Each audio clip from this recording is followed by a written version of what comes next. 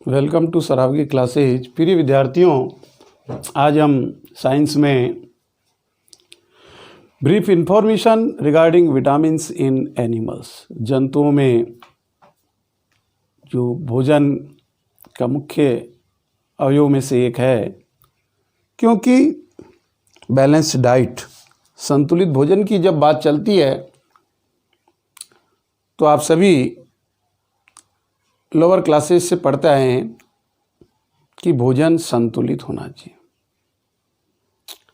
और जिन्हें संतुलित भोजन नहीं मिलता है, विशेष रूप से बच्चों को, तो हमारी जो विश्व में यूएनओ की स्थापना है, यूनाइटेड नेशन ऑफ ऑर्गेनाइजेशन, संयुक्त राष्ट्र संघ, जिसकी स्थापना 24 अक्टूबर 1945 को हुई थी, समय समय पर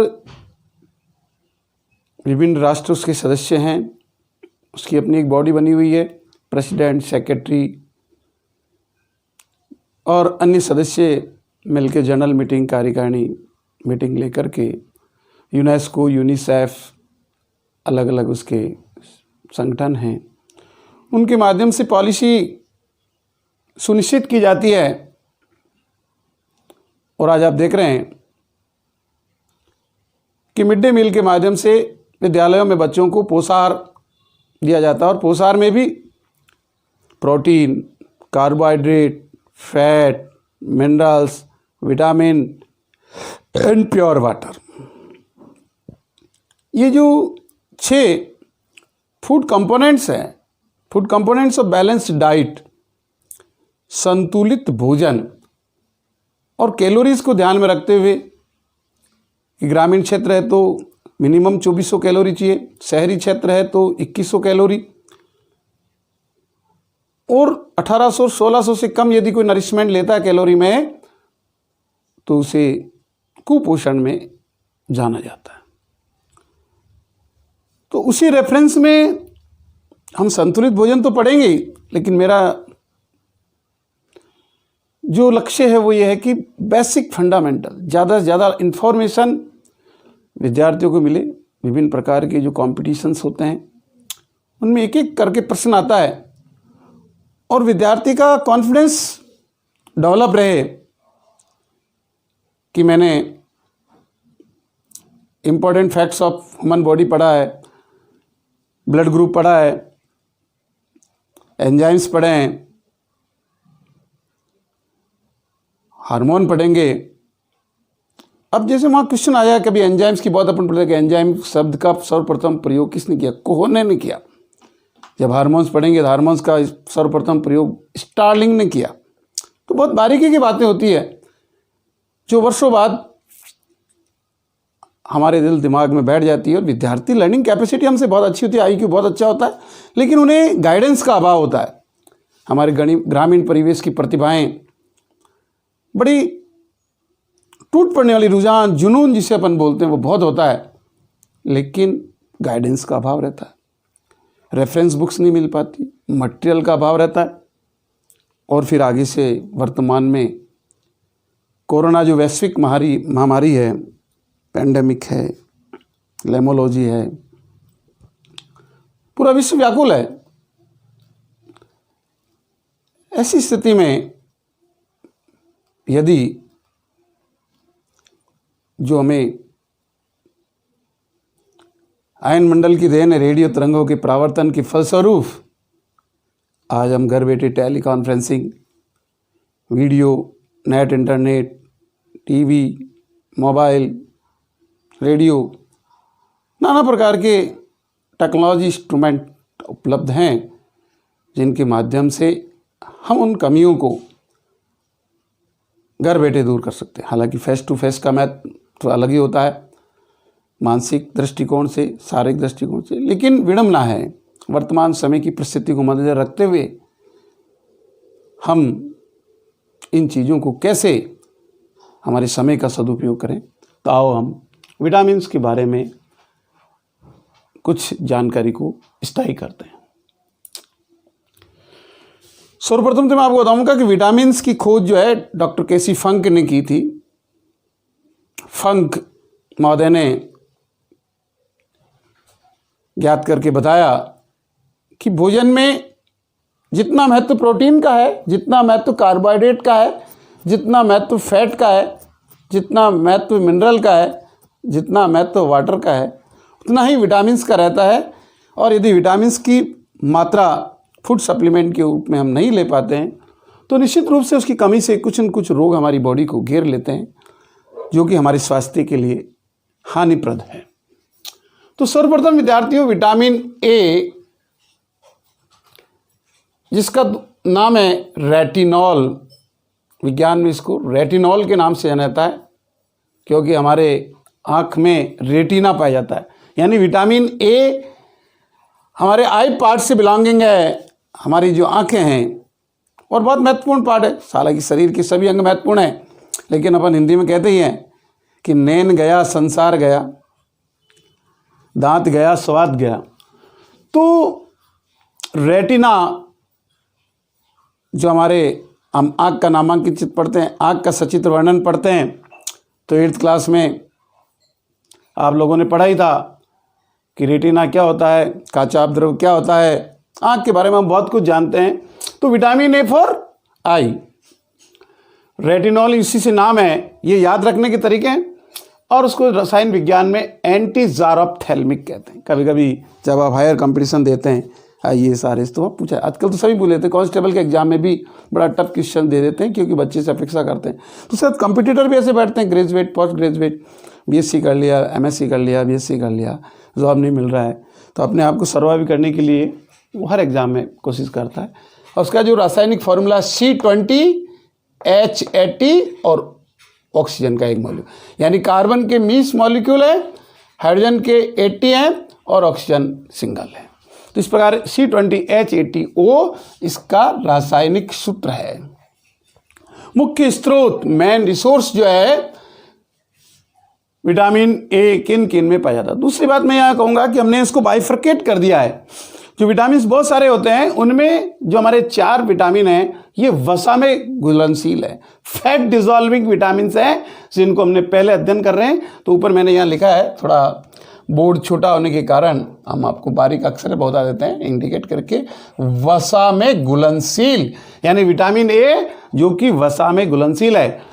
अंडे से हमें विटामिन ए प्राप्त होता है, मक्खन से विटामिन ए प्राप्त होता है, घी से विटामिन ए प्राप्त होता है, मछली का तेल, कॉड लिवर ऑयल जिसे अपन बोलते हैं, तो मछली का जो तेल होता है उससे भी हमें विटामिन ए प्राप्त होता है, यकृत, लीवर से प्राप्त होता है, और गाजर, शाकाहारियों में जो गाजर है उसका सेवन ज़्यादा। और भी है, चीकू भी आप खाएं, और मैं तो कहूँगा कि छिलके सहित खाना चाहिए। दोनों आप अच्छे से वॉश कर लो, एक बार नहीं 2 बार, 2 बार नहीं 3 बार, लेकिन गाजर को भी छिलके सहित खाना चाहिए। आपको लगता है कि इसकी जो ऊपर के जो रोम्स होते हैं, जो हल्के हल्के जो जड़ों के पार्ट, रोमिल पार्ट है, वो भी आप 2-3 बार धो लें। जब उसमें डस्ट बिल्कुल दूर हो जाए तो आप उस गाजर को यदि अपने दांतों के द्वारा, यदि आप बिल्कुल बच्चे हैं, यंग हैं और अधेड़ हैं, तब तक बूढ़े में, बहुत से बुढ़ापे में थोड़ा सा तकलीफ आती है तो वो जूस वगैरह सेवन करते हैं, या उसको बिल्कुल छील करके साफ करके 1 बाय 1 पीस को काटते हैं। लेकिन जो बच्चे हैं 11, 12, 13, 15 की उम्र में, या छोटे बच्चे 5 साल से, देखो आप गाजर मुंह में रख लेते हैं और खाते रहते हैं। तो जो गाजर है वो विटामिन ए का शाकाहारियों के लिए अच्छा सोर्स है। मक्खन जो हमें घरों में अपन कोशिश कर सकते हैं, पहले तो मक्खन जो है बिलौने के माध्यम से खाया ही कर देते, मक्खन ही खाते थे लोग, घी तो रेयरली, जो इसको लूनी बोलते हैं आम भाषा में, तो मक्खन का सेवन किया करते थे खूब, और घी तो हल्का फुल्का, मक्खन ही मतलब जो है कम से कम 1 डे छोड़ के, यानी कि जो अपन परसों बिलोया जाएगा वो वाली बात, तो 1 डे छोड़ करके मक्खन का यूज होता था। और हरी सब्जियाँ, जगह के अभाव में मैंने इसमें लिखा नहीं है, लेकिन हरी सब्जियां तो सभी विटामिन में आपके लिए नेसेसरी, इसलिए अपन कहते हैं एक टाइम खाने में हमें हरी सब्जी का उपयोग करना चाहिए। नेत्र की शलाकाओं में रोडोप्सिन का संश्लेषण, जो हमारी नेत्र की शलाकाएं जिनको अंग्रेजी में बोलते हैं रॉड्स, आई रॉड्स, जो शलाकाएं होती है, जो आंखें जिन पर टिकी रहती है, उनमें रोडोप्सिन का संश्लेषण मतलब जो है वो करने का कार्य कौन करता है, विटामिन ए करता है। और यदि उसकी कमी रह जाती है तो जीरोप्थेल्मिया, जिसे हम आम भाषा में रतौंधी रोग बोलते हैं। तो आपको स्थायी रूप से ध्यान रखना है कि विटामिन ए की कमी से रतौंधी रोग हो जाता है। हमें आंखों से किसी को धुंधला दिखाई देता है, किसी को कम दिखाई देता है, और किसी को फिर बाद में मोतियाबिंद, कैटरैक्ट, प्रताप, विभिन्न प्रकार के जो आंखों के रोग होते हैं वो हो जाते हैं। लेकिन स्टार्टिंग से यदि हम ध्यान देते हैं तो रतौंधी को हम कंट्रोल कर सकते हैं। नेक्स्ट हमारा विटामिन डी। वर्तमान में इस विटामिन पे बड़ा जोर दिया जा रहा है। हालांकि सभी विटामिन, सारी चीज़ें हमारे लिए महत्वपूर्ण है ऐसा कहना, लेकिन जो वर्तमान परिस्थिति हमारी, जो कोरोना कोविड-19 जो महामारी है, उस महामारी में हमारे जितने भी, चाहे भारत के जो अध्यक्ष महोदय एम्स के रणवीर गुलेरिया साहब हैं, चाहे त्रेहान साहब हैं, और चाहे डॉक्टर एम वली हैं, इन सभी ने बार बार, मैं मार्च से जब देख रहा था सीरियल्स वगैरह, तो उन्होंने पाया कि विटामिन डी पे कि सूर्य के प्रकाश में बैठो। आप देखते हैं विद्यार्थियों की, अपन सुबह जल्दी उठते हैं तो जो सूरज की पहली किरण होती है मन भावन होती है, और उस समय आप सूर्य को जल चढ़ाने के माध्यम से या सूर्य के सामने बैठ के पढ़ना या वैसे ही अखबार पढ़ना, तो कुर्सी लगा ली, जैसे भी अपनी स्थिति अवेलेबल, किसी को छत पर जाके बैठना पड़ता है, किसी को बाहर मैदान में जाके बैठना, जहाँ भी अपन को सूर्य की किरणें मिल जाती है, तो करीब 6:40 पे 6:45 बजे हमारा सूर्य जो है अपनी किरणें देना प्रारंभ कर देता है, और 7:15, 7:30, 7:45 बजे तक अपन 1 घंटा, आधा घंटा, पौन घंटा उसकी किरणों को लें तो बहुत ही अच्छा है कि हमें विटामिन डी मिलता रहेगा। तो उसका जो रासायनिक नाम है वो कैल्सीफेरॉल है, जो रासायनिक सूत्र C20, यानी कार्बन के 20 मॉलिक्यूल, हाइड्रोजन के 44 और ऑक्सीजन का 1 मॉलिक्यूल। इस प्रकार का जो फार्मूला है वो विटामिन डी का है। तो और विटामिन डी भी मक्खन में भी पाया जाता है, दूध में। Milk is complete food. आजकल मिल्क को हम कम यूज़ करते हैं, दूसरी बात मिल्क हमें उतना अच्छा नहीं मिल पाता, लेकिन प्रयास कीजिए कि जो है जहाँ अपन छोटे कस्बों में रहते हैं, और बड़ों में भी दूध तो गाँव से ही जाता है और ऐसी बात नहीं है, लेकिन उसको गर्म करना, ठंडा रखना, फिर ज़्यादा उसमें ध्यान दें कि सही तरीके से हम कैसे ही दूध, तो दूध है, मांस है, यकृत है, गुर्दे हैं, सूर्य का प्रकाश है, और अंडे वगैरह तो सब में कॉमन। हरी सब्जियाँ और अंडे आप कहीं भी, आप उसको ही नहीं माने क्योंकि जगह के अभाव मैंने मेन चीज़ पे फोकस डाला है कि अपन को वास्तविक में कहाँ चेंज आ रहा है, कि वहाँ ऊपर वाले से यहाँ चेंज आया कि यहाँ सूर्य का प्रकाश विटामिन डी के लिए बहुत ज़रूरी है।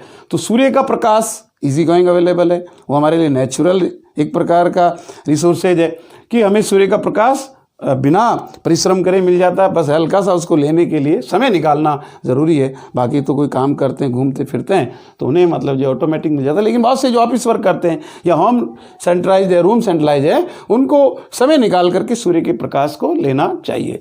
कैल्शियम और फास्फोरस का शुद्धांतर में, जो हमारी शुद्धांतर है, जो हमारी आंतें हैं, बड़ी आंत है में अवशोषण होता है, तो कैल्शियम का और फास्फोरस का।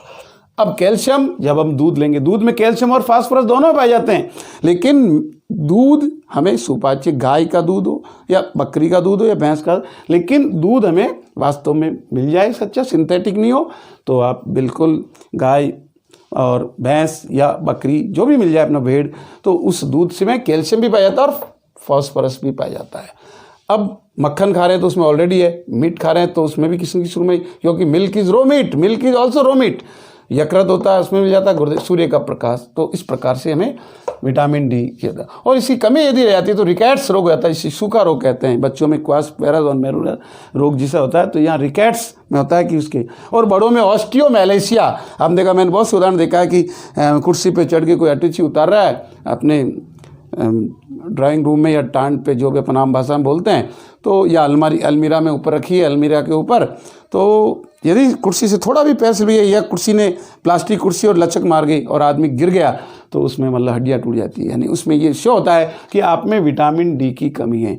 ये मैंने देखा है 50 से लेकर 70 साल के लोग, बाकी उससे ऊपर वाले तो प्रयास बहुत रेयरली करते हैं, लेकिन इनमें तो ये है कि काम करना भी पड़ता है। और वहाँ पे बहुत पौधे के लिए उदाहरण देखा मैंने कि अटैची उतारने के लिए आप अलमीरा पे चढ़े हैं, नीचे की अलमीरा 6.5 फुट की है, और कुर्सी रख करके आप उसके ऊपर चढ़ रहे हैं और गिर गए आप, तो आपको पैर का फ्रैक्चर हो गया, या हाथ से बल गिर गए तो आपके हाथ में फ्रैक्चर हो गया। तो ये जो कारण होता है, वयस्कों में ऑस्टियोमैलेशिया नाम की बीमारी हो जाती है, रोग उत्पन्न हो जाता है। और किसकी कमी से होता है? विटामिन डी की कमी से। तो इस प्रकार से विटामिन डी अपने आप में एक महत्वपूर्ण विटामिन है, और हमारा जो आधारभूत है उस पर टिका रहता है कि हमें हड्डियां मजबूत रहे। फिर आता है नेक्स्ट विटामिन ई। टोकोफेरॉल, इसका जो नाम है रासायनिक वो है टोकोफेरॉल। इसका जो केमिकल फार्मूला है, कार्बन के 29 मॉलिक्यूल्स हैं, हाइड्रोजन के 50 हैं और ऑक्सीजन के 2 मॉलिक्यूल, C29H50O2। तो ये इसका केमिकल फार्मूला है जो कभी कभी पूछा जाता है हायर कॉम्पिटिशन्स में। तो एक साथ अपन किस चीज़ को पढ़ लेते हैं, और कहीं छोटे एग्जाम में बैठ रहे हो, हमने ज़्यादा चीज़ याद कर ली तो हमने गलती नहीं की है, क्योंकि साफ लिखा था कि any competition have no prescribed syllabus. Syllabus जो होता है वो प्रेस्क्राइब नहीं होता है, एक दायरा होता है कि यहाँ ग्रेजुएशन लेवल का आएगा या 12th लेवल का आएगा। सेकेंडरी लेवल तो कुछ बचा ही नहीं, सेकेंडरी लेवल तो क्लास 4th के लिए हो गया। पहले सेकेंडरी लेवल था कांस्टेबल के लिए, उसको 12th कर दिया गया। पटवारी के लिए आपको पता है कि ग्रेजुएशन लेवल कर दिया गया है। तो विभिन्न प्रकार का मिनिमम हम तो ये माने कि आजकल ग्रेजुएट एक मामूली बात है, और ग्रेजुएट लेवल पर भी जितनी जानकारी हम जुटा सकते हैं, गैर विज्ञान के विद्यार्थी हो चाहे विज्ञान के विद्यार्थी हो। तो विटामिन ई अंडे में पाया जाता है, गेहूं में पाया जाता है, अंकुरित गेहूं का सेवन करें आप। हरी पत्तियाँ, जितनी भी हरी पत्तियाँ, चाहे मेथी की हो, बथुआ की हो, सरसों की हो, है ना, तो विभिन्न प्रकार सलाद के रूप में जो पत्तियां पर नाना प्रकार की पत्तियों की राजस्थान में तो विशेष रूप से इनको खाने का बड़ा चाव है, और अदर स्टेट में भी, भारतवर्ष में और विश्व में जो है हरी पत्तियां कहीं सभी रूपों में खाई जाती है और मांस है, तो इनमें विटामिन ई पाया जाता है। तो यहाँ मैं जोड़ दूंगा कि अंकुरित गेहूं का सेवन विशेष रूप से करें, जिसमें कि विटामिन ए प्रचुर मात्रा में पाया जाता है, और जो हमारा प्रजनन सिस्टम है, रिप्रोडक्टिव सिस्टम है, उसके लिए आवश्यक होता है। यदि हमारे विटामिन ई की बॉडी में कमी है तो जनन क्षमता में कमी आ जाएगी। और दूसरा, जो उम्र दराज लोग हैं उनमें पैरालिसिस, अंगघात जिसे बोलते हैं, पक्षाघात जिसे बोलते हैं, कोई पक्षाघात बोलता है हिंदी में और कोई अंगघात बोलता है, इस प्रकार का रोग जो है हमें हो जाता है 50 के बाद। मोस्टली देखने मिलता है 55, 56, 60, 65 में। अच्छा मैंने तो 70 के बाद होता है। 80 के बाद तो मोस्टली लोगों को बहाना बन जाता है, पैरालिसिस हो गया। पैरालिसिस अटैक के बाद 6 महीने रहे, 2 महीने रहे, 3 महीने रहे, इसकी टाइम पीरियड होता है 3 महीने, 365 दिन, 1.5 साल, 3 साल। तो व्यक्ति इस कंडीशन में नहीं आए तो उससे पहले यदि हम विटामिन मिनरल्स का हम ध्यान रखते हैं तो हमारी जो उम्र है, मानव का जीवन काल 100 ईयर्स होता है ना, तो उस 100 ईयर्स को पूरा करके फिर हम जाते हैं तो पीछे वाले को भी हम बहुत अपना योगदान दे पाते हैं, कंट्रीब्यूशन रहता है, और उनको भूलने की आदत भी पड़ जाती है कि पर्टिकुलर व्यक्ति ने अच्छा अपना उम्र प्राप्त किया है। और नहीं तो 50 में पैरालिसिस का मतलब यदि हमें मृत्यु नहीं मिल रही है तो हम बड़े परेशान हो जाते हैं, क्योंकि ये हमारी बैलेंस डाइट है, उसमें कहीं कमी रहती है। नेक्स्ट जो विटामिन है वो है के, विटामिन के, जिसका रासायनिक नाम है नेफ्थोक्विनोन। नेफ्थोक्विनोन, नेफ्था ग्रुप होता है इसमें ऑर्गेनिक कंपाउंड में, तो नेफ्थोक्विनोन। और इसका जो कॉमन नाम है विटामिन के का, वो एंटी हेमरेजिक, यानी कि जो हेमरेज, ब्रेन हेमरेज जो होता है, ये भी एक आम बीमारी हो गई है आजकल, और ब्रेन हेमरेज के लिए विटामिन के जिम्मेदार होता है। तो जो सोयाबीन है, यानी कि प्रोटीनियस चीज़ें ज़्यादा होनी चाहिए इसमें, तो आपके जो सोयाबीन है उसमें प्रोटीन भी पाया जाता है, अदर मिनरल्स होते हैं। लीवर, जो मांसाहारी है वो यकृत का सेवन करें। बाकी जो शाकाहारी, हरी पत्तियाँ, टमाटर है, टमाटर में एसिड भी पाया जाता है, विटामिन सी भी बहुत होता है। तो टमाटर और सोयाबीन, हरी पत्तियाँ, ये मेन शाकाहारियों के लिए, और मांसाहारी भी खाते ही हैं दोनों, और यकृत भी वो सेवन कर सकते हैं। रुधिर का थक्का जगने में आवश्यक, जो हमारा ब्लड क्लॉटिंग होता है, जो प्लेटलेट्स होती है बॉडी में, मैंने आपको इसलिए पहले उन चीज़ों को दिया जिनको बाद में समझने में आसानी मिलती है, कि रुधिर का थक्का जो है वो बिल्कुल बनना चाहिए। और 2 से 4 लाख जो प्लेटलेट होती है, थ्रोम्बोसाइट होती है, बिम्बाणु होती है, मैंने आपको WBC, RBC और थ्रोम्बोसाइट के बारे में बताया, प्लेटलेट्स के बारे में बताया। ये जो हमारी RBC होती है वो तो ब्लड में ऑक्सीजन ट्रांसपोर्टेशन और ब्लड का नियमन, ब्लड का हमारा संचार बनाए रखती है। WBC होती है हमारा गार्ड सेल है, ये हमारे सिपाही हैं, हमारे पहरेदार हैं, हमारे रक्षक हैं, वो हमारी सुरक्षा कार्य करते हैं बॉडी में, तो उनकी संख्या 6 से 10 हज़ार है। लेकिन प्लेटलेट जिसका नेटवर्क हमारी बॉडी को बांधे रखता है, जिस पर हम टिके होते हैं, तो रुधिर का थक्का जमना तो बहुत जरूरी, क्योंकि आदमी काम करता कहीं लग भी जाती है, अनायास लग जाती है, बिना काम करने वाले के कहीं किसी माध्यम लग जाती है। तो रुधिर का थक्का ऑटोमेटिक बनने की क्षमता हमें होनी चाहिए। और यदि विटामिन के की मात्रा हमारी बॉडी में बहुत अच्छे से है तो निश्चित रूप से हमारा थक्का बन जाएगा और हमें किसी प्रकार की क्षति नहीं होगी। और अन्यथा क्या होता है, धीरे धीरे धीरे धीरे नॉर्मल चीज़ों का हम ध्यान कर देते हैं, डॉक्टर के पास जाते हैं, बैंडेज हो गई, मरहम पट्टी हो गई, लेकिन ब्रेन के अंदर धीरे धीरे धीरे क्लॉट बन जाते हैं और वहाँ पे ब्रेन हेमरेज जैसी पोजीशन आ जाती है, रुधिर का स्त्राव होने लग जाता है और नाक से बहुत सी बार रुधिर आ जाता है, किसी को मस्तिष्क में क्लॉटिंग बन जाती है। और अंतोगत्वा यदि आर्थिक सुलभता नहीं है, ऑपरेशन समय पर नहीं हो पाता है, तो आदमी की मृत्यु हो जाती है। तो इसके लिए हमें विटामिन के की प्रचुर मात्रा हमारे डाइट में रखनी चाहिए। तो इस प्रकार से vitamin A, vitamin D, vitamin E, vitamin के, ये जो 4 विटामिन है ये वसा में घुलनशील विटामिन थे, फैट डिजॉल्विंग विटामिन्स, वसा में घुलनशील, फैट के अंदर घुल जाते हैं आसानी से, यानी कि इनको हम घी, मक्खन, तेल, इसलिए यहाँ हर जगह मक्खन, घी, मक्खन, मांस और यहाँ पे भी सोयाबीन, यकृत का यूज किया गया है। तो ये चारों कैसे थे? वसा में घुलनशील विटामिन। फिर विटामिन B1 जल में घुलनशील यानी वाटर डिजॉल्विंग विटामिन। अब उसमें सबसे पहला विटामिन B1, विटामिन B1 का जो नाम है थायमिन, जिसको थियामिन बोलते हैं, जैसा भी THYMIN होता है, THYMIN,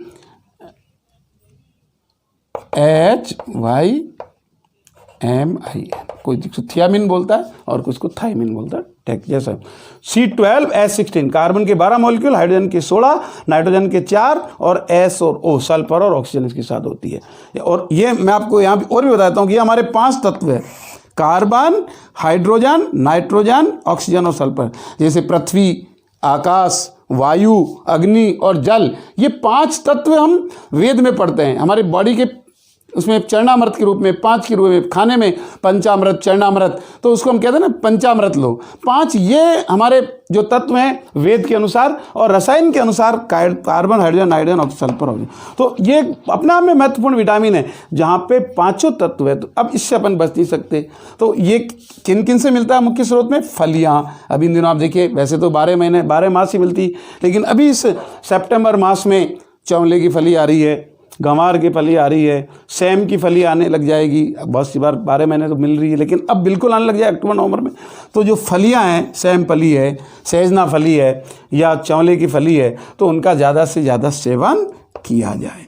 हरी सब्जियां पत्तेदार हो जाए, कैसी भी हो, हरी सब्जियां ज़्यादा ज़्यादा, अंडे, छिलके, अनाज के छिलके, या मैंने जगह के अभाव में छिलके लिख दिया है, अनाज के छिलके, चाहे आप साबुत गेहूँ है उनको आपने भिगो दिए, और या फिर मतलब उनके जो छिलके सही, अपन जो आटा पिसाते हैं बहुत सी बार क्या करते हैं कि बार बार उसको छानते हैं। बहुत सी बार चोकर का आटा खाना चाहिए। आपने कहा डायबिटीज़ की पेशेंट को डॉक्टर भी सलाह देता है कि आपको मोटा अनाज खाना चाहिए और चोकर का आटा खाइए और मिक्स खाइए, उसमें चना हो, जो हो। तो इस प्रकार से जो अनाज के छिलके हैं उनको ज़्यादा, इसलिए मैदा से परहेज बताता है। मैदा अपने लिए एक सोफिस्टिकेटेड, अलग कभी ओकेजनली आपने फंक्शन है ही है कि अपन समोसे खा रहे हैं कभी, लेकिन रूटीन में हमें नहीं होना चाहिए। हमें मोटा खाना आदत डालनी चाहिए कि जो अनाज के छिलके हैं, बिल्कुल बहुत से लोग क्या करते हैं, बिल्कुल जो है छिलके सहित, आप चनों को आप बिल्कुल बीन करके आप छिलके सहित पिसाएंगे तो ज़्यादा फायदे में रहेंगे। दाल बनाने में एक अलग मैटर है अपन, लेकिन पिसाने में जो हमारा आटा है वो छिलके सहित हो, तो अनाज के छिलके इष्ट हैं।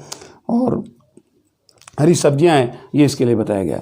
और अब इसमें कार्बोहाइड्रेट उपापचय में सह एंजाइम के रूप में कार्य करता है। जो को एंजाइम है, जो हमारी मेटाबॉलिक एक्टिविटी, कार्बोहाइड्रेट का जो मेटाबॉलिज्म होता है, उसमें सह एंजाइम के रूप में विटामिन बी कार्य करता है। और इसकी कमी से बेरी नामक रोग हो जाता है। और पक्षियों में पॉलीन्यूराइटिस, पक्षियों में कौन सा रोग होता है? पॉलीन्यूराइटिस होता है। तो हम जंतुओं में तो बेरी जो मनुष्य हो चाहे अदर, और पक्षियों में पॉलीन्यूराइटिस।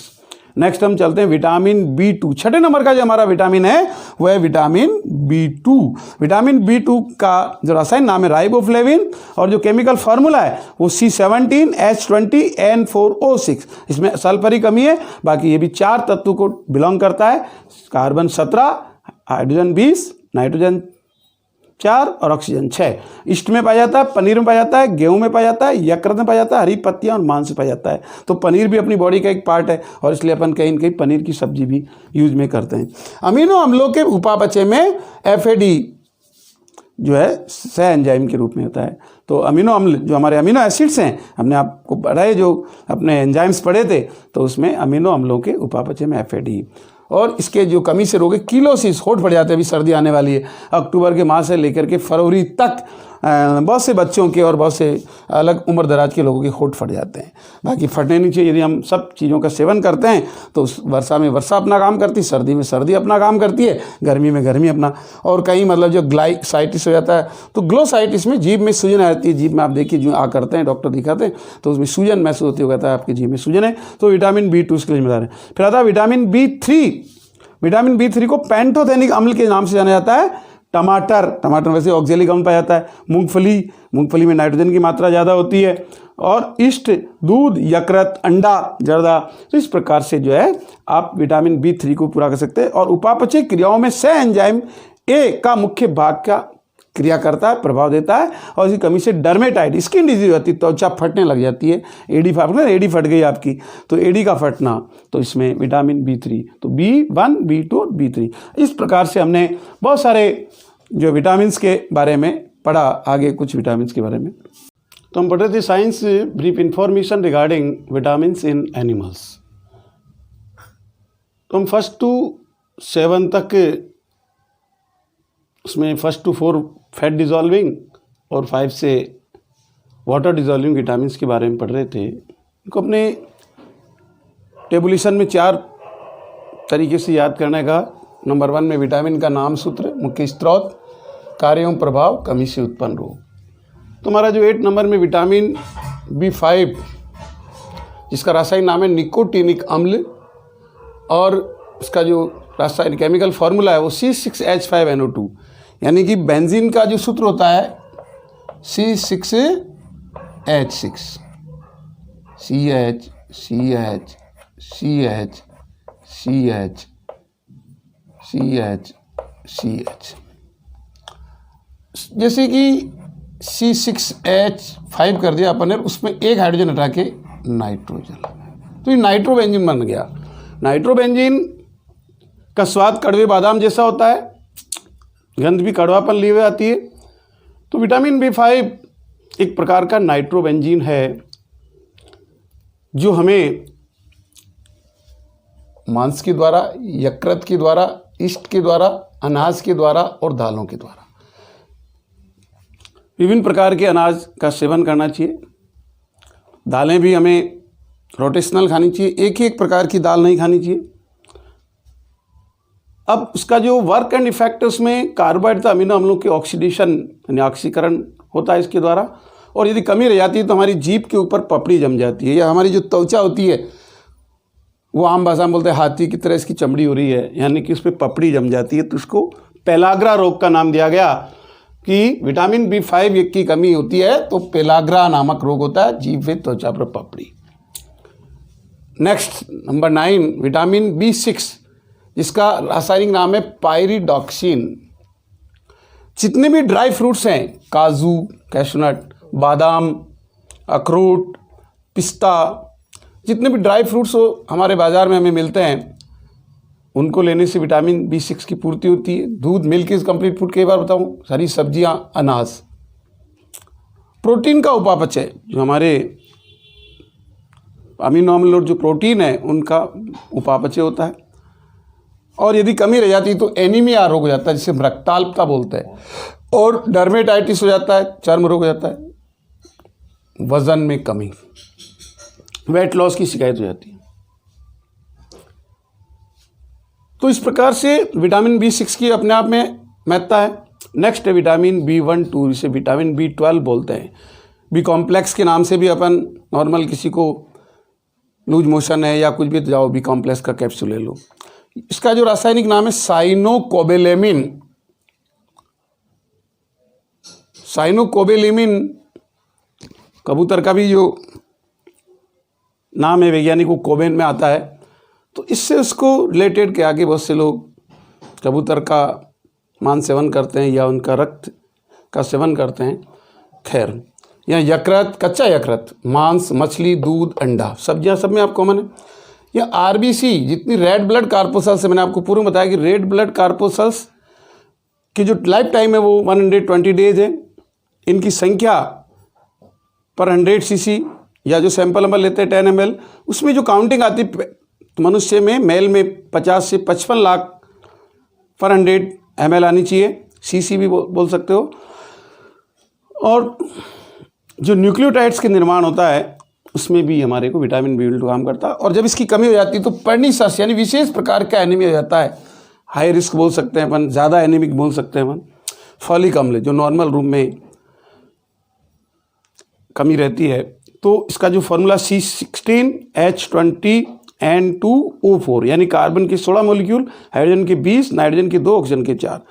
जितनी भी हरी पत्तियां हैं, चाहे वो सुआ हो, चाहे मेथी हो, बथुआ हो, पालक हो, कलम्बी हो, जितनी भी हम सागदार पत्तियां, लूनी हो, यकृत, सोयाबीन, अंडा, इनमें पाया जाता है। फॉर्मेशन ऑफ ब्लड सेल्स, हमारे जो आरबीसी, डब्ल्यूबीसी, थ्रोम्बोसाइट है, इनके निर्माण में ये मदद करता है, और यदि होता है तो एनीमिया। और हमारे जो विश्व यूएनओ के अंदर निर्णय के पश्चात आपने देखा कई वर्षों से भारतवर्ष में फॉलिक अम्ल की टैबलेट निःशुल्क हमारे जो प्राथमिक स्वास्थ्य केंद्र है, चाहे बड़े हॉस्पिटल है, वहाँ से मतलब निर्देश है हर जिले के सीएमएचओ ऑफिस से कि मतलब जो है महिलाओं और बालिकाओं को फॉलिक अम्ल की गोलियां दी जाए निःशुल्क, क्योंकि विशेष रूप से वो एनीमिक होती है, महिलाओं में रक्त की कमी रहती है। तो इस प्रकार से फॉलिक अम्ल की टैबलेट भी दी जाती है, जिससे कि हम एनीमिक कम से कम हो। नेक्स्ट विटामिन है एच, इसका रासायनिक नाम है बायोटीन। टमाटर में, ईस्ट में, जितने फर्मेंटेड चीज़ें अपन खाते हैं, घर पे जलेबी बनती है तो पहले फर्मेंट किया जाता है। यदि अपन खमन बनाते हैं तो उसको जो है, चाहे वो सूजी से, चाहे गेहूँ से, बेसन से, चाहे मिक्स से, तो उसमें भी ईस्ट होता है। अंडा अपने आप में फर्मेंटेड होता है। यकृत जो होता है, इस प्रकार से ये विटामिन ऊर्जा उत्पादन, हमारे जो शरीर में ऊर्जा होती है उसको उत्पादन में ये हमारी सहायता प्रदान करता है, चाहे वो क्रेब चक्र, चाहे मतलब कि विभिन्न प्रकार से जो हमारे ऊर्जा के सोर्स है। जैसे माइटोकॉन्ड्रिया को power house of the body कहा जाता है, सेल का, कोशिका का शक्ति करे कौन है? माइटोकॉन्ड्रिया। तो कहना मतलब ऊर्जा का जो उत्पादन होगा मनुष्य में, फिर उसकी कमी से बाल झड़ने लग जाते हैं। तो जब ऊर्जा की कमी रहती है तो बालों का झड़ना एक अवसंभावी प्रक्रिया है। विटामिन सी जो बहुत ही महत्वपूर्ण है अपने आप में, प्रत्येक व्यक्ति को किसी न किसी रूप में विटामिन सी की पूर्ति बॉडी के लिए बहुत ज़रूरी है। इसका जो रासायनिक नाम है एस्कॉर्बिक अम्ल है, फॉर्मूला है C6H8, कार्बन के 6 मॉलिक्यूल, हाइड्रोजन के 8 मॉलिक्यूल, ऑक्सीजन। जितने भी अपने खट्टे फल हैं, चाहे वो मौसमी हो, चाहे वो संतरा हो, नारंगी बोलते हैं, नींबू, अपने आप में नींबू को तो आदमी को रोटेशन में यूज़ करते रहना चाहिए, चाहे सर्दी हो, चाहे गर्मी हो, चाहे बारिश हो। गर्मी में भी नींबू का अपना महत्व है, बारिश में भी नींबू का अपना महत्व है, और सर्दी में भी मतलब जो है, सर्दी में उसको लेने के लिए अपन गर्म करके उसमें काली मिर्च वगैरह डाल के नींबू, तो नींबू हमेशा उसमें। लेकिन जो रसील फल है हमारे, चाहे वो आम हो, सीताफल हो, जितने भी रसील फल, रसीले होते हैं फल, और सब्जियां जितनी भी, उन सब में विटामिन सी पाया जाता है। और जो हमारे शरीर में वही जो साइकिल है, चाहे वो क्रेब चक्र हो, चाहे अदर साइकिल हो, उनमें सहायक होता है, और हमारे दांत, हड्डियां, मसूड़े मजबूत रहते हैं विटामिन सी। और यदि इसकी कमी रहती है तो स्कर्वी नामक रोग हो जाता है, स्कर्वी डिजीज। अब स्कर्वी तो कॉमन नाम है, बाकी है मैंने बताया दांतों में डीके होना, हड्डियां कमज़ोर होना, और उसको पंक्चर हो जाती है एक प्रकार से, और जो हमारे मसूड़े हैं वो फूल जाएंगे, या वो काले पड़ जाएंगे, या उनमें से जो है पीप मवाद निकले। तो इस प्रकार से विटामिन सी की डेफिशिएंसी होनी नहीं चाहिए। ये तो आम आदमी किसी न किसी रूप में इस विटामिन सी को प्राप्त कर सकता है।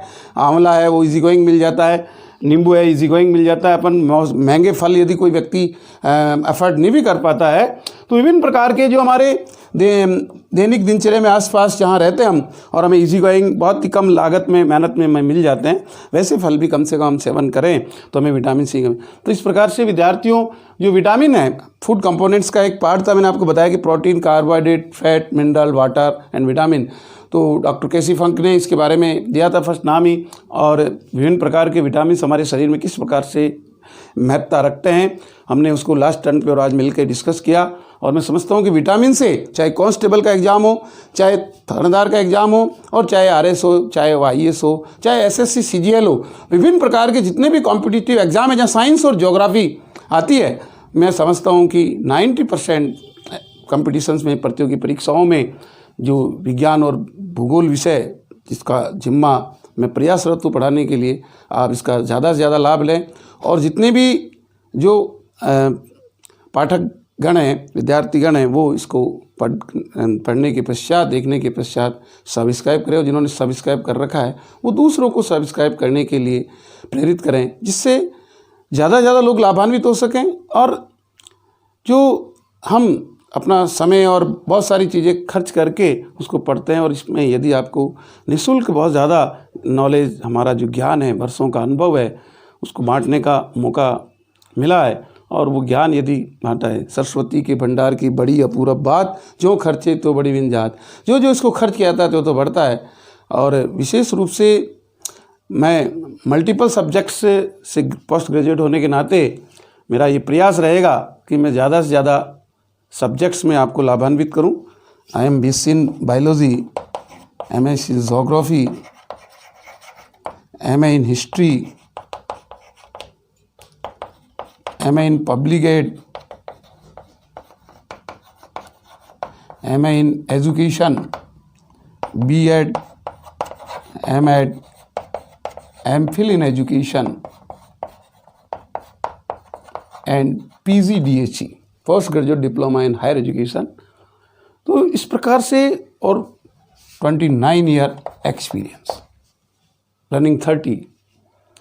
इस लाभ को मैं ज़्यादा से ज़्यादा विद्यार्थियों में बांट सकूं, जिससे हमारे भारतवर्ष अपितु विश्व में जो भी कहीं इस यूट्यूब चैनल के माध्यम से सौरभ की क्लासेस का अवलोकन कर रहे हैं, देख रहे हैं, मैं समझता हूं कि मेरे प्रयास ये रहेंगे कि जो बेसिक बारीकी की बातें हैं, जितना मुझे याद है, जितना मैंने पढ़ा है, जो मेरे टाइम पीरियड में रहा है, मैं ज़्यादा से ज़्यादा शेयर करके आप लोगों को लाभान्वित करने की कोशिश करूंगा। ये मेरा भरसक प्रयास रहेगा।